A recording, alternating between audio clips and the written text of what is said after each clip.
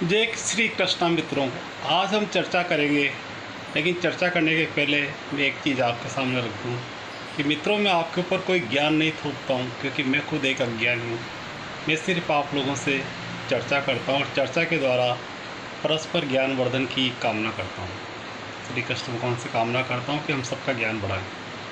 तो आज हमारी चर्चा का विषय होगा अहंकार, यानी घमंड, गर्व। व्यक्ति अहंकारी क्यों हो जाता है और अहंकारी होने से उसे क्या क्या नुकसान होता है, इसी के बारे में हम चर्चा करेंगे।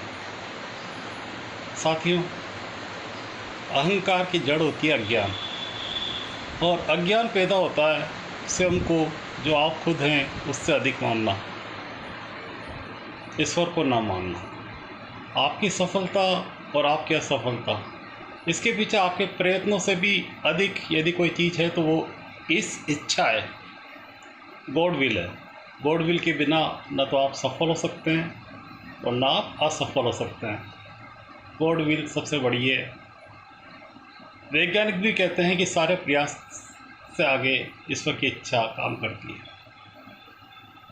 आपने देखा होगा कई मरीज जो बिल्कुल अंतिम स्थिति में पहुंच जाते हैं, वो भी ईश्वर की इच्छा से वापस सही हो जाते हैं।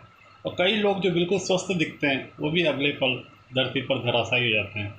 तो ये सब ईश्वर की इच्छा है। ईश्वर की इच्छा के बिना पत्ता भी नहीं हिलता है, न हिल सकता है। तो अपने आप को जो ईश्वर को समर्पित कर देता है, अपने सारे कार्यों को ईश्वर को समर्पित कर देता है, वो व्यक्ति कभी ज़िंदगी में घमंड कर ही नहीं सकता है। घमंड कौन करता है? जो ईश्वर को नकार देता है, ये मैंने किया, मैं हावी हो जाता है उसके ऊपर। हर कार्य मैं से शुरू करेगा, उसकी बातें मैं पे घूमेगी, हम और मैं के अलावा उसके पास कोई दूसरी बात नहीं होगी। तो वही व्यक्ति घमंड करता है जिसका मैं प्रबल हो जाता है, ईश्वर गुण हो जाता है, मैं प्रबल हो जाता है। इससे उसको नुकसान क्या होता है? उसको नुकसान ये होता है कि उसका पतन होना उसी समय चालू हो जाता है, जब वो घमंड भरी बातें करता है या अपने आप को दुनिया से और दूसरे लोगों से ऊंचा समझने लग जाता है। उसका पतन अवश्य अनुभवी हो जाता है, फिर उसको कोई नहीं रोक सकता। उसकी जो ईश्वर के प्रति भावना है वो कमज़ोर होती जाती है।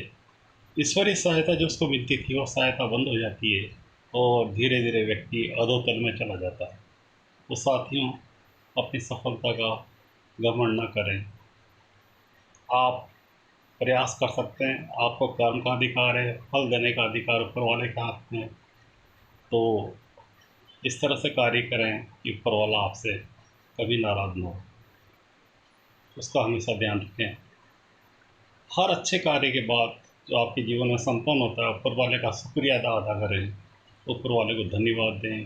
हे ईश्वर, तुझे बहुत बहुत धन्यवाद कि तूने मुझे इस लायक बनाया कि मैं दुनिया की सेवा कर सकूँ। हर सफलता को दुनिया की सेवा में एक कदम माने, क्योंकि आप एक सेवक के रूप में पैदा हुए, एक अधिकारी के रूप में पैदा नहीं हुए। आप अधिकार है, आपको सेवा करने का अधिकार है। तो साथियों, सेवा करते जाइए दुनिया की। अपनी सफलता को सेवा के कार्य में ही एक सीढ़ी मानिए और ऊपर चढ़ के फिर सेवा कीजिए। ना कि आप घमंड करके बैठ जाइए कि मैं ये हो गया, मैं वो हो गया, मैं ये कर सकता हूँ। आप कुछ नहीं कर सकते हैं। ईश्वर की इच्छा के आगे जाकर आप कुछ नहीं कर सकते। जो करेगा ईश्वर करेगा। आप कुछ नहीं है ईश्वर के आगे। ईश्वर की इच्छा सर्वोपरि है, ये आप मान लेंगे तो आप कभी घमंड नहीं करेंगे, कभी गर्व नहीं करेंगे, और आपको कोई नुकसान ज़िंदगी में नहीं होगा। जय श्री कृष्ण।